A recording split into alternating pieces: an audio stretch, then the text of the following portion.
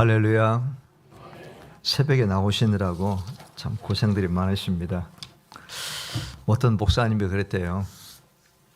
새벽 기도만 없으면 목회 정말 할 만한데, 그러면서 어떤 놈이 새벽 기도를 만들어 가지고 이 고생을 시키나. 근데 사실 주님께서 새벽 미명에 일어나셔서 한적한 곳으로 가서 기도하시는 것을 우리가 성경을 통해서 볼 수 있는데, 어떻게 보면은 이제 우리 한국의 새벽 기도회는 길선주 목사님께서 시작을 하셨다고 그렇게 합니다. 근데 성경을 보면 새벽 기도회는 우리 예수님께서 시작하신 거거든요. 그러니까 아무리 성질나도 어떤 놈이 만들어 가지고 그렇게 하시면 안 될 것 같습니다. 새벽에 사실 여자분들이 이렇게 나오셔서 찬양대에 서가지고 찬양하는 거 쉽지 않은 것 같아요. 목소리도 잘 나오지 않지만은 저곳에 앉아 계시면은 뭐 별로 신경 쓸 게 없는데, 이 앞에 나와 계시면은 다 쳐다보잖아요. 그러니까 단장을 해야 되거든요. 새벽 일찍 일어나셔서 단장하고 오시느라고 참 수고 많으셨습니다. 제 아내도 보면은 저보다 이렇게 일찍 일어나가지고, 저는 3시 20분에 이렇게 일어나가지고 이제 준비를 하고 그리고 출발해서 이제 왔는데, 아내는 저보다 훨씬 더 일찍 일어나가지고 다 머리도 이렇게 막 다 단장을 하고, 그런 여자분들이 참 힘들다라고 하는 그런 생각이 종종 들어갑니다.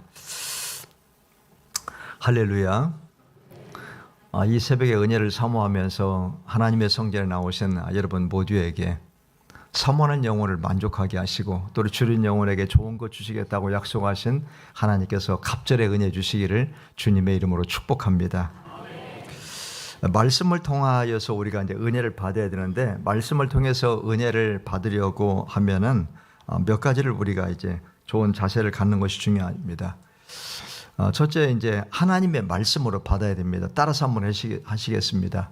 하나님의 말씀으로 받자. 데살로니가전서 2장 13절 말씀을 같이 읽겠습니다. 이러므로 우리가 하나님께 끊임없이 감사함은 너희가 우리에게 들은 바 하나님의 말씀을 받을 때에 사람의 말로 받지 아니하고 하나님의 말씀으로 받음이니 진실로 그러하도다. 이 말씀이 또한 너희 믿는 자 가운데서 역사하느니라. 아멘. 하나님의 말씀으로 받으면 놀라운 역사가 일어나게 되는 줄로 믿습니다. 말씀으로 우주 만물을 창조하셨잖아요. 할렐루야. 태초에 말씀이 계시니라. 이 말씀이 하나님과 함께 계셨으니 이 말씀은 곧 하나님이라 그랬거든요. 말씀이 곧 하나님입니다. 많은 성도들이 하나님 정말 한번 하나님 만났으면 좋겠다, 하나님의 음성을 들었으면 좋겠다라고 하는 이제 그런 갈망을 갖습니다. 저도 청년 시절에 은혜를 많이 사모해가지고 저녁에 잘 때마다 성경책을 어떤 때는 머리다 이렇게 베고 자고, 어떤 때는 품속에 안고 자고 그랬습니다. 하나님 꿈속에서 한번 좀 찾아오셔서 만나주시고 한번 말씀해 주시면 소원이 없겠습니다 라고 했는데, 하나님은 우리가 생각하는 것처럼 무슨 뭐 영화에 뭐 하늘에서 막 음성이 들려오는 것처럼 그렇게 하시는 것이 아니고 말씀 가운데서 저와 여러분들을 찾아오시거든요. 할렐루야. 근데 그 말씀을, 우리 설교 말씀을 들을 때도 하나님의 말씀으로 받아야 되지, 인간 이민재, 인간 장창진의 어떤 그런 설교로 들으면은 아무 역사가 일어나지 않습니다. 어떤 초신자들은 이렇게 교회 와가지고 예배 끝나고 가면서 저한테 뭐라고 하냐면은 오늘 강연 참 잘 들었습니다 라고 이렇게 강연으로 들으면은 아무 역사도 일어나지 않습니다. 하나님의 말씀으로 우리가 받으면은 그 가운데서 놀라운 역사, 말씀으로 우주 만물을 창조하셨잖아요. 말씀으로 오늘 또 찾아오시고 말씀으로 모든 것들을 주관하고 계시고 그렇습니다. 그렇기 때문에 하나님의 음성으로, 하나님의 말씀으로 받으면은 그 가운데서 놀라운 기적의 역사가 일어나게 되는 줄로 믿습니다. 설교자는 하나님의 말씀을 대언한다라고 하는 선지자의 마음으로 전하고, 청중은 우리가 오늘 목사님을 통하여서 하나님의 말씀을 듣는다라고 하는 이런 자세로 말씀을 받아야 하는 것입니다. 아무리 예수님께서 오셔서 설교하셔도 예수님 시대에 모든 사람들이 다 은혜 받은 거 아니에요. 바리새인들과 서기관들, 제사장들 이런 사람들은 예수님의 말씀을 통하여서 은혜를 받는 것이 아니고 오히려 시험에 들게 되어지고 예수님의 말씀을 들으면서 자꾸만 예수님에 대한 적대감을 갖는 것을 우리가 볼 수가 있습니다. 이곳에 예수님이 오셔서 설교하시면 다 은혜를 받을 것 같습니까? 그렇지 않습니다. 정말 주님 말씀하옵소서 종이 듣겠나이다 라고 하는 이런 자세를 가지고 겸손하게 주님의 음성을 들을기 위해서 갈망하는 사람에게는 하나님의 말씀으로 들려지게 되는 것입니다. 할렐루야. 두 번째, 사모하는 마음으로 받아야 됩니다. 따라서 해보세요. 사모하는 마음으로 받자. 시편 42편 1절 말씀을 같이 읽습니다. 하나님이여 사슴이 시냇물을 찾기에 갈급함같이 내 영혼이 주를 찾기에 갈급하니이다. 아멘. 목마른 사슴의 심정으로 하나님의 말씀을 받으면은 모든 말씀들이 다 은혜가 되어집니다. 잠언 27장 7절 말씀을 읽겠습니다. 배부른 자는 꿀이라도 싫어하고 줄인 자에게는 쓴 것이라도 다니라. 아멘. 무슨 말씀인지 이해가 되지요? 가난한 심령, 줄인 심령이 되어야 한다는 것입니다. 그러면 다 은혜가 되어집니다. 세 번째, 믿음으로 받아야 됩니다. 또 따라서 하시겠습니다. 믿음으로 받자. 히브리서 4장 2절 말씀을 또 같이 읽습니다. 그들과 같이 우리도 복음 전함을 받은 자이나 들은 바 그 말씀이 그들에게 유익하지 못한 것은 듣는 자가 믿음과 결부시키지 아니함이라. 아멘. 손을 이렇게 한번 다 내놔 보세요. 한번 손뼉을 한번 쳐보겠습니다. 근데 한쪽 손만 이렇게 움직이시고 아니면 어긋나고 그러면 소리가 납니까 안 납니까? 소리가 나지 않습니다. 하나님께서 우리들에게 말씀으로 찾아오실 때 믿음으로 우리가 나아가면은 역사가 그곳에서 일어나게 되어지는 것입니다. 예수님께서 복음서에서 자주 하신 말씀이 있습니다. 뭐라고 하시냐면 내 믿음대로 될지어다 이렇게 말씀을 하세요. 믿음대로 되라고 하는 이 말씀이 놀라운 축복의 말씀이지만은 그러나 믿음으로 하나님 주님 앞에 나아가는 사람에게는 이것이 놀라운 축복이지만은 그렇지 않은 사람에게는 그냥 뭐 설교 한번 해보시오. 내가 들어줄 테니까 라고 하는 이런 마음을 가지고 있으면은 아무 역사도 일어나지 않는 것입니다. 믿음에는 반드시 하나님의 역사하심이 있게 되는 줄로 믿습니다. 끝으로 아멘으로 받아야 됩니다. 따라서 하세요. 아멘으로 받자. 고린도후서 1장 20절 말씀을 같이 읽겠습니다. 하나님의 약속은 얼마든지 그리스도 안에서 예가 되니 그런즉 그로 말미암아 우리가 아멘하여 하나님께 영광을 돌리게 되느니라. 아멘. 여러분 아멘 잘하는 사람 치고 뜨뜻미지근한 사람 보셨습니까?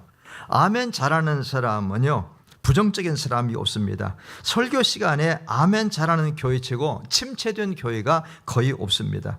제가 섬겼던 동해교회, 제가 30년 전에 그 교회에 부임했을 때에 정말 기침 소리가 나면은 온 예배당이 다 들릴 정도로 그렇게 정말 조용한 교회였습니다. 아멘을 잘 안 하는 거예요. 전형적인 오래된 장로교회의 모습을 그대로 가지고 있었습니다. 55년 되었을 때에 제가 15대 담임 목사로 부임을 했습니다. 이 교회 목사님이 몇 대 목사입니까? 2대 목사. 몇 년 됐죠? 38년 됐는데 저희 교회는 제일 오래되신 분이 8년 있었고 그 다음에 5년, 3년 이런 식으로 끊임없이 목사님들이 바뀌었습니다.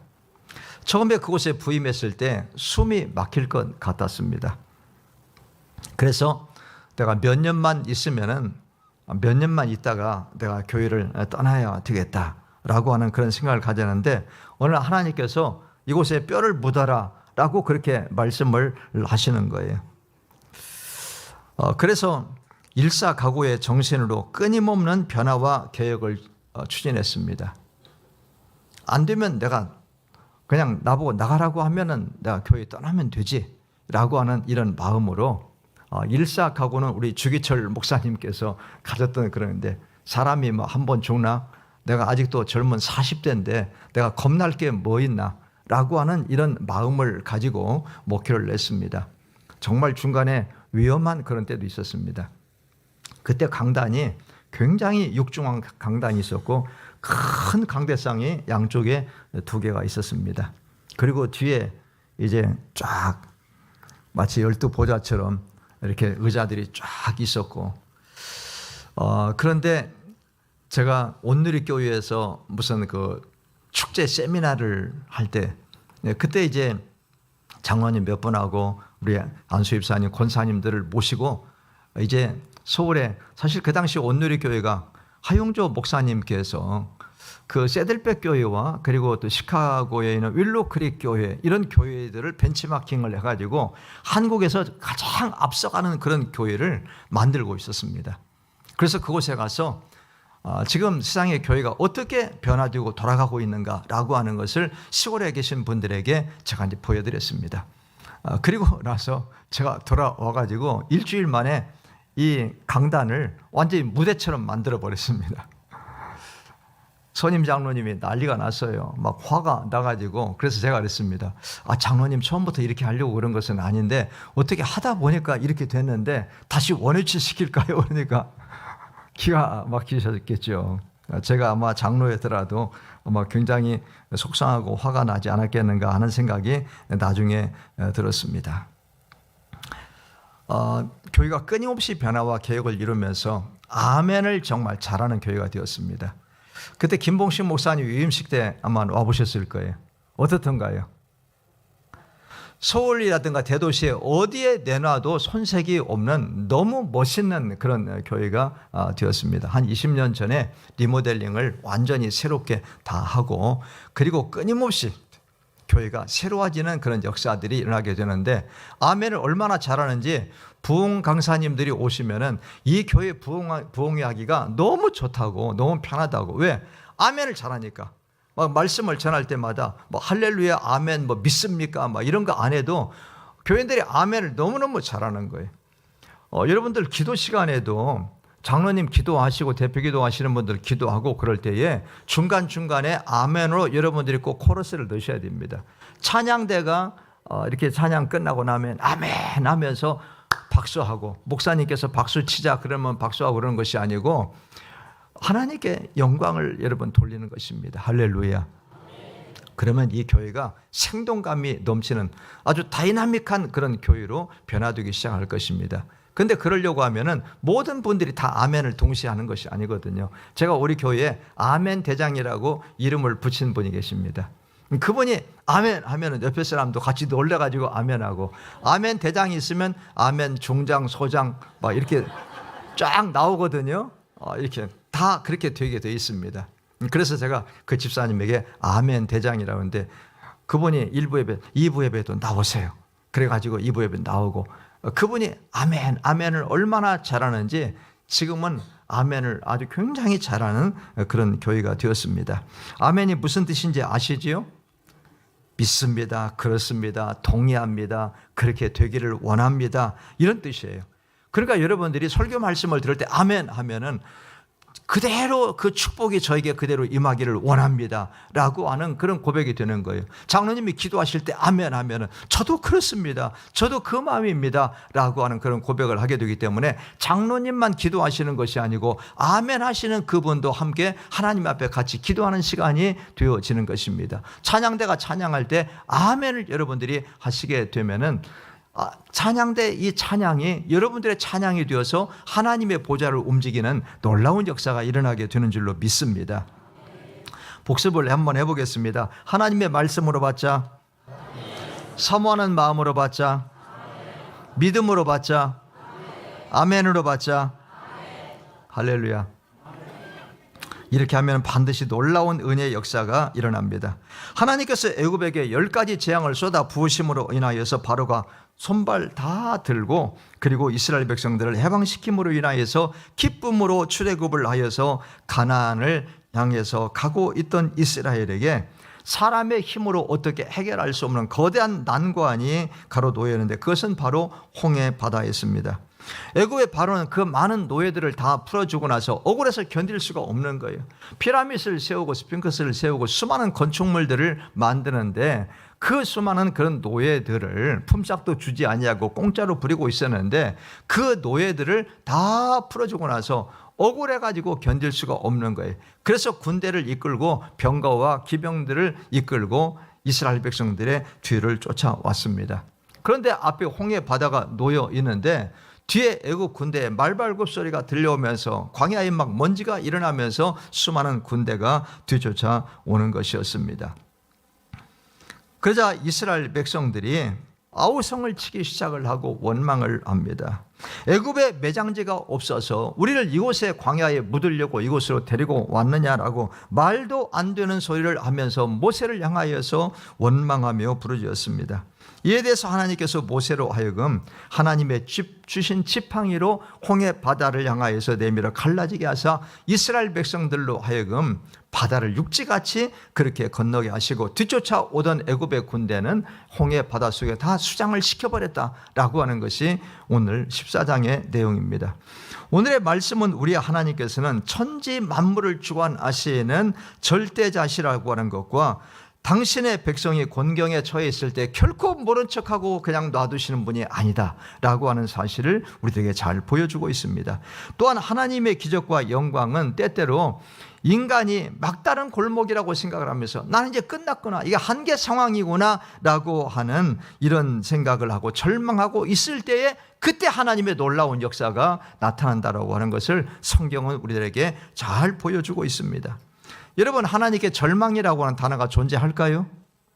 그것은 우리 인간들이 쓰는 것이지 하나님은 낙심하고 절망하고 두려워하고 하는 이런 단어들이 없습니다. 여러분, 하나님께는요, 암병을 고쳐주시는 것이나 아니면 감기를 고쳐주시는 것과 똑같습니다. 하나님께는 기적이라고 하는 단어가 존재하지 않습니다. 기적이라고 하는 것은 우리 인간에게만 있는 말인 것입니다. 전능하신 나의 주 하나님은 능치 못하심이 전혀 없는 줄로 믿습니다. 사랑하는 성도 여러분, 전능하신 하나님이 나의 하나님이시고 나의 주님이시고 나의 아버지이시고 나의 보호자가 되시고 인도자가 되신다는 이 사실이 여러분들의 마음을 흥분시키지 않습니까, 여러분? 성경을 읽다가 여러분 놀라운 역사들이 일어나게 되면은 자리에 더 이상 앉아 있을 수가 없어가지고 자리에서 벌떡 일어나서 할렐루야를 외치면서 방안을 왔다 갔다 하는 여러분들의 마음이 뜨거워지는 이런 역사들이 있게 되어지기를 바랍니다. 세상을 살다 보면은 우리가 원치 않은 절망적인 상황에서 허우적대할 때가 있습니다. 그러다 보면 하나님이 나를 잊으셨나? 하나님 그분이 나를 버리셨나? 나는 내 기도는 왜 하나님이 응답해 주시지 않나? 내 인생이 여기서 이렇게 끝나나? 라고 하는 별별 생각이 다 들어갈 때가 있습니다. 그런데 여러분, 바로 이러한 때가 하나님이 역사하실 때라는 것을 깨달아야 됩니다. 하나님이 아직 개입하시지 않는 것은 내 믿음에 문제가 있거나 아직 한계 상황이 아니기 때문인 것입니다. 내가 마지막이라고 절망할 때 하나님은 일하기 시작을 합니다. 사람의 힘으로 어찌할 수 없을 때, 그래서 문제가 해결되면은 정말 운이 좋았다거나 자기가 잘나서 그렇게 되었다라고 하는 이런 헛소리를 할 수 없을 때, 오직 하나님께만 영광을 돌릴 수밖에 없을 때에 모든 것이 하나님의 은혜입니다 라고 하면서 하나님 앞에 영광을 돌릴 때 바로 그때 하나님께서 역사하십니다. 할렐루야. 하나님, 저에게는 오직 하나님밖에는 없습니다 라고 부르짖을 때에, 그래서 전적으로 하나님만 의지할 때 하나님의 기적이 나타나게 되는 것입니다. 오늘의 본문을 보면은 하나님은 때때로 당신의 백성들이 아닌 이방 사람들을 통해서도, 원수들을 통해서도 영광을 받으시는 것을 보여줍니다. 14장 4절 그리고 17절 18절을 같이 읽겠습니다. 내가 바로의 마음을 완악하게 한즉 바로가 그들의 뒤를 따르리니 내가 그와 그의 온 군대로 말미암아 영광을 얻어 애굽 사람들이 나를 여호와인 줄 알게 하리라 하심에 무리가 그대로 행하니라. 내가 애굽 사람들의 마음을 완악하게 할 것인즉 그들이 그 뒤를 따라 들어갈 것이라. 내가 바로와 그의 모든 군대와 그의 병거와 마병으로 말미암아 영광을 얻으리니 내가 바로와 그의 병거와 마병으로 말미암아 영광을 얻을 때에야 애굽 사람들이 나를 여호와인 줄 알리라 하시더니 아멘. 우리 예수를 믿는 하나님의 자녀들을 통해서만 영광을 받으시는 것이 아니라는 것입니다. 때때로 우리를 괴롭게 하고 우리를 힘들게 하고 우리를 죽이려고 하고 망하게 하려고 하는 원수들을 통하여서도 하나님이 영광을 받으신다라고 말씀을 하고 있습니다. 이스라엘에게는 구원으로 영광을, 애굽에게는 멸망으로 영광을 얻으신 것입니다. 이것은 세상의 마지막 날에도 이루어질 것입니다. 우리 믿는 자들에게는 구원으로, 우리 모두가 다 우리 주님 재림에 오실 때에 공중으로 전부 들려 올라가실 거 아닙니까? 할렐루야. 저는 한 가지 소망이 있는데, 살아있을 때 주님이 오시면 참 좋겠어요. 그러면 또 우리 아들, 딸들, 손자, 손녀들에게는 좀 미안하지만 그 죽음이라고 하는 그 관문을, 제가 죽으면은 가족들이 또 이렇게 슬피 울기도 하고 뭐 복잡하잖아요. 장례를 치르고 뭐 하는 이런 일들이 복잡한데, 내 살아있을 때 주님이 재림에 오시면은 영광 중에 천사들의 나팔 소리와 함께 신랑이로다 맞으러 나오라라고 하는 주님의 음성이 들릴 때에 내가 그냥 그대로 쫙 들려 올라갈 거 아니에요. 얼마나 황홀하겠습니까? 그렇잖아요. 우리가 올라갈 때 그냥 쑥 올라가는 것이 아니고 황홀한 상태에서 올라갑니다. 그 미국의 어떤 그 심장 그 전문 의가 책을 쓴 책이 있습니다. 자기가 이렇게 쭉 많은 사람들을 이렇게 관찰을 해 봤는데, 근데 어떤 사람들은 죽었다가 이제 그 심장 그 박동기를 통해 가지고 이렇게 그걸 통해 가지고도 이렇게 살려내기도 하고 이제 그렇지 않습니까? 근데 두 가지를 얘기한다는 거예요. 하나는 아주 막 황홀한 그런 가운데에 어떤 그 찬란한 그런 빛 가운데 그 어떤 통로 같은 데로 막 쫙 빨려 들어가는데 그게 그렇게 황홀하고 행복할 수가 없었다는 것입니다. 그러다가 자기가 다시 돌아왔다. 어떤 사람은 정말 무섭고 깜깜한 그런 가운데 공포에 떨다가 자기가 돌아왔다라고 두 가지를 얘기하더라는 것입니다. 할렐루야. 우리는 하나님께서 우리를 데려가실 때에 황홀한 그런 가운데에 저와 여러분들을 데려가시게 될 줄로 믿습니다. 그런데 마지막 날 어떻습니까, 여러분? 예수 안 믿는 사람들은요, 성경 말씀에 보니까 산하 바위와 나를 덮어다오. 주님께서 영광 중에 재림에 오시는데 우리들은 기쁨으로 그분을 맞이하지만 그들은 두려움들과 공포 가운데서 그분을 심판의 주님을 맞이하게 되는데, 그 두려움이라고 하는 것은 이루 말할 수가 없다고 그러는데 여러분들이 결코 그 두려운 주님을 만나지 않게 되기를 주의 이름으로 축복합니다. 그러므로 우리는 이렇게 기도합시다. 제가 살든지 죽든지 오직 하나님의 영광을 나타나게 해달라고 따라서 하시겠습니다. 살든지 죽든지 오직 주님의 영광 나타나게 하여 주옵소서.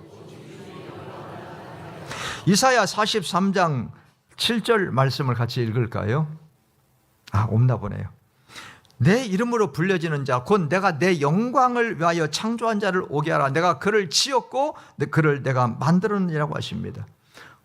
왜 저와 여러분들을 지으셨다고요? 하나님이 당신의 영광을 위하여서 우리를 지으셨고 우리를 창조하셨다.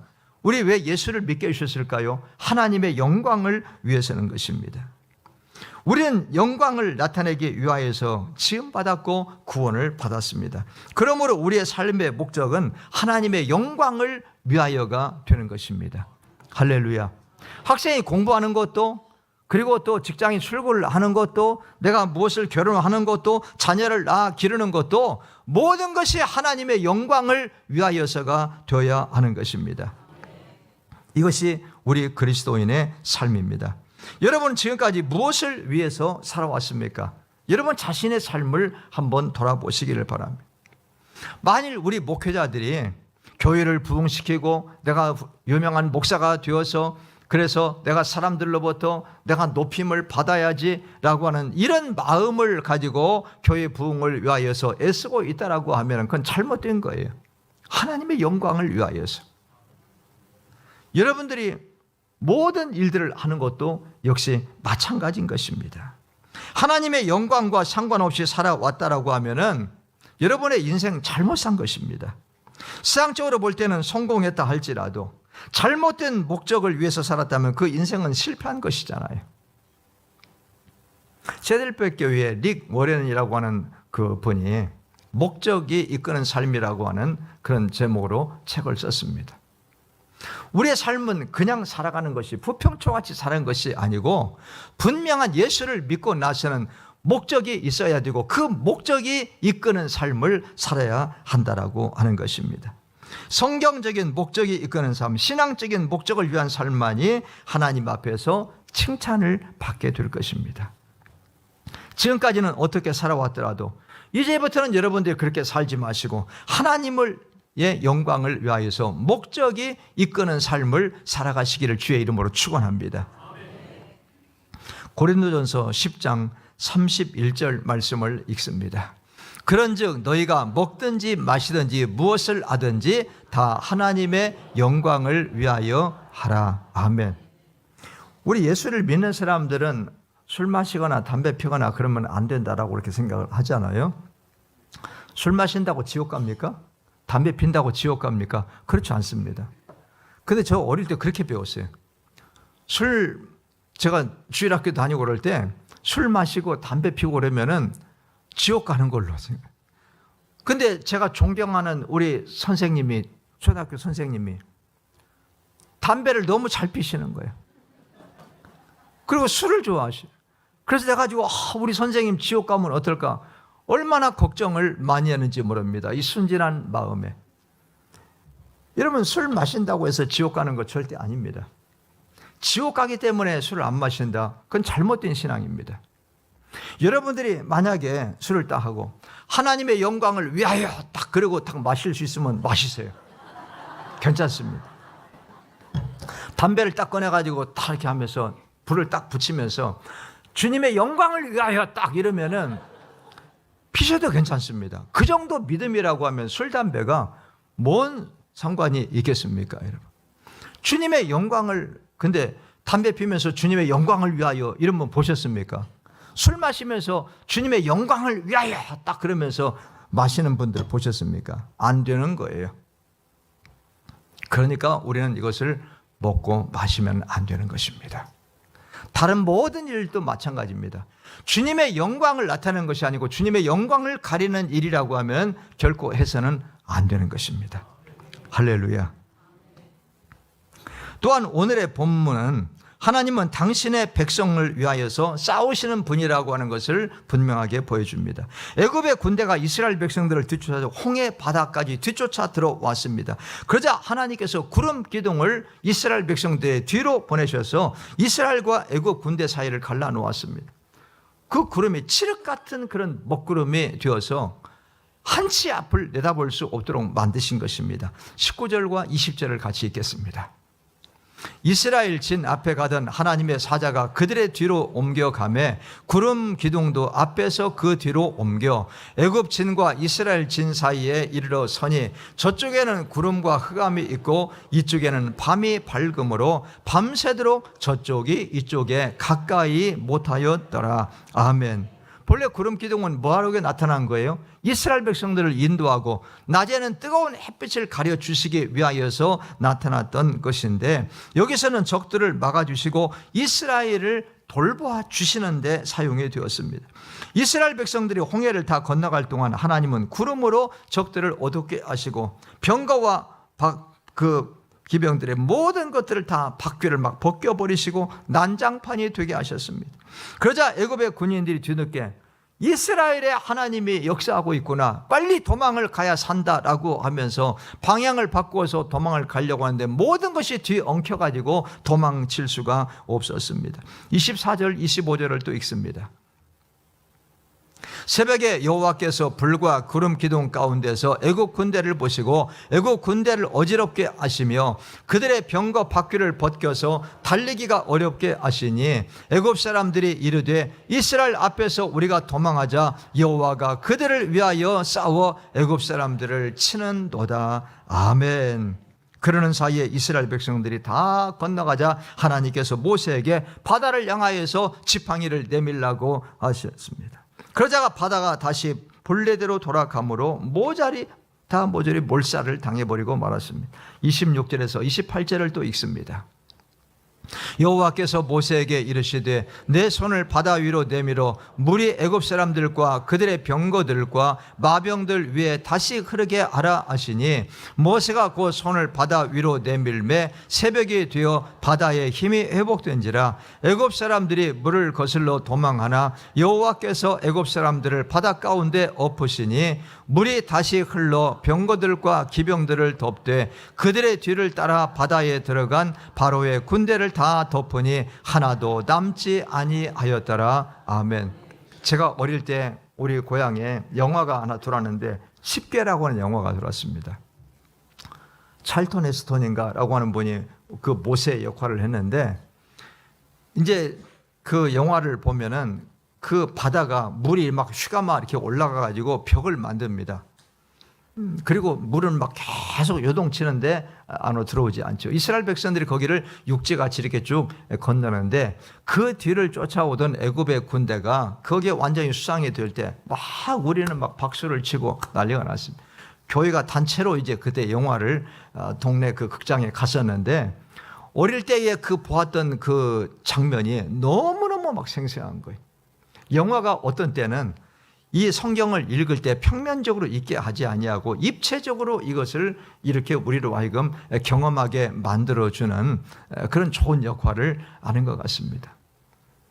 여러분들 한번 가끔 여러분들이 성경을 읽으면서 그냥 이렇게 읽지 마시고요. 성경 속으로 한 번씩 한번 들어가 보세요.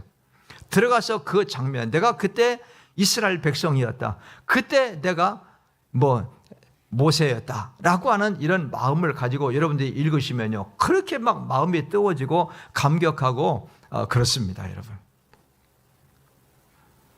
하나님은 당신의 백성을 해치려 하는 자들을 결코 좌시하지 않는 분입니다.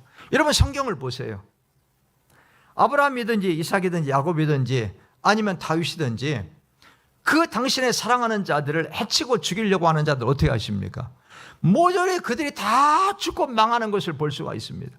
이스라엘을 해치려고 했던 그 블레셋이라든가 모압이라든지 암몬이라든지 그 위에 애굽이라든지 아니면은 여러분 그 바벨론, 아수르 이런 나라들 보세요. 모조리 다 망해버리지 않습니까? 근데 이스라엘은 지금도 존재하잖아요. 하나님의 백성을 죽이려고 한 자들은 결국은 자기들이 다 죽는 것을 성경이 우리들에게 보여주고 있는 것입니다. 내가 하나님의 자녀다, 주님 나와 함께 계신다라고 하는 여러분들이 이런 믿음의 자의식을 가지고 살면은 두려울 것이 없는 거예요. 겁날 것이 없는 거예요. 왜 그렇습니까? 여러분들을 해하려고 하는 자들, 그들은 결국 여러분 눈앞에서 다 죽고 망하는 것을 여러분들이 보게 될 것이기 때문인 것입니다. 그러므로 우리나라는 하나님을 모시고 하나님의 백성과 양떼가 되어서 하나님의 보호하심을 받아야 됩니다. 하나님이 보호하사 우리나라 만세 이러지 않습니까? 애국가를 기가 막히게 만든 거 아닙니까, 여러분? 하나님께서 우리를 보호하시는 거예요.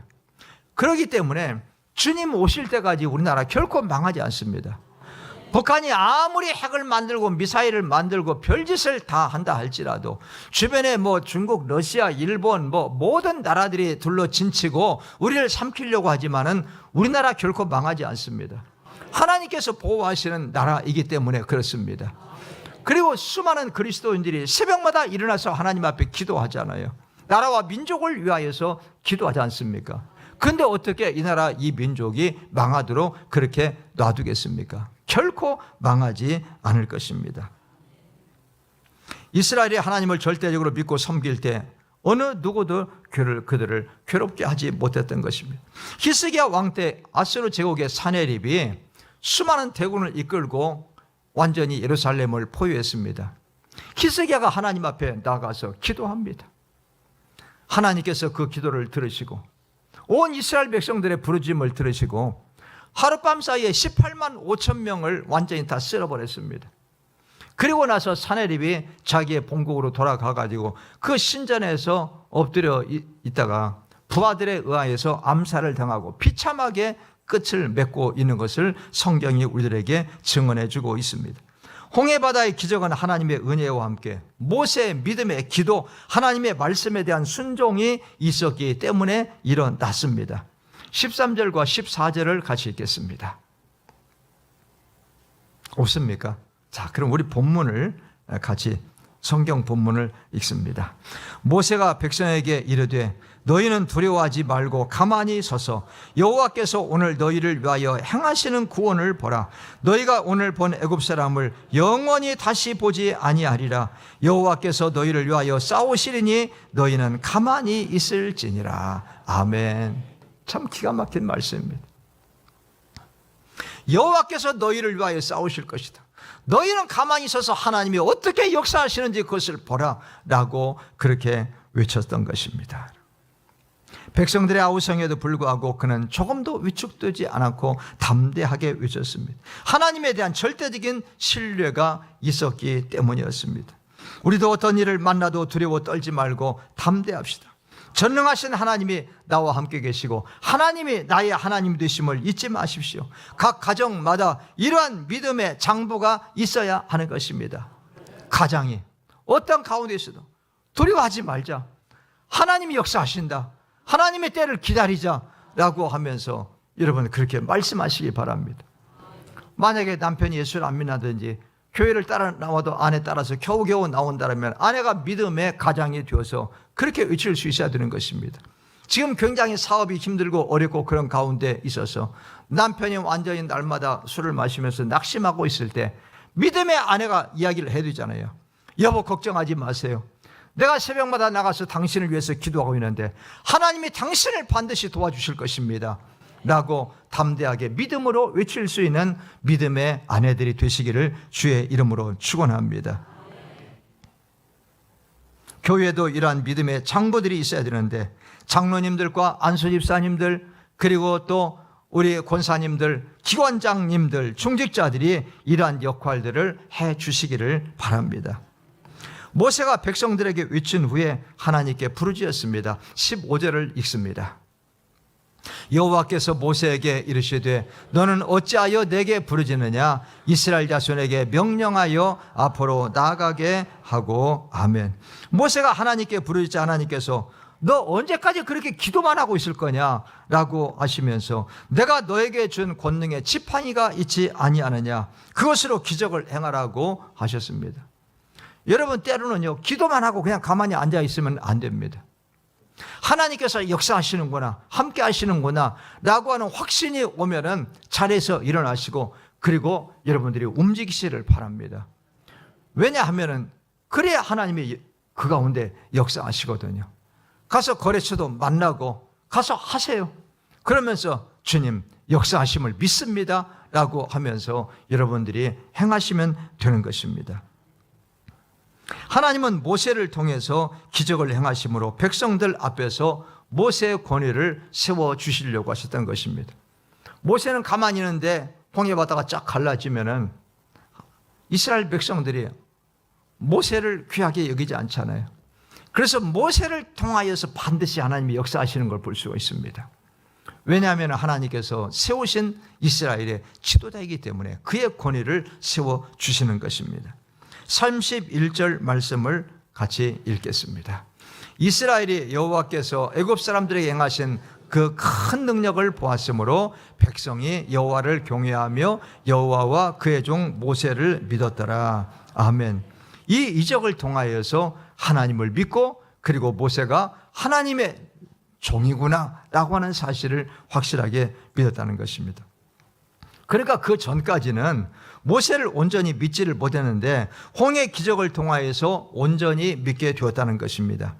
친한 참된 교회 성도 여러분, 하나님을 경외하실 뿐만 아니라 하나님의 종인 장창진 목사님을 신뢰하심으로 2026년을 힘차게 전진해 나가시기를 바랍니다.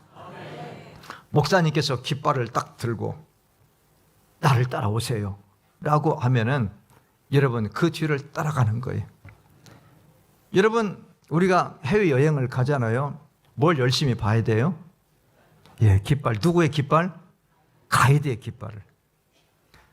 그래 이제 그 며느리가 시어머님 효도 관광을 보내드리면서 그랬더니 어머님 꼭 가이드만을 보고 가이드 깃발을 열심히 보고 따라가셔야 돼. 해찰하다가 놓치면 큰일 납니다 라고 했더니 어머니 다 돌아오신 다음에 구경 잘했습니까?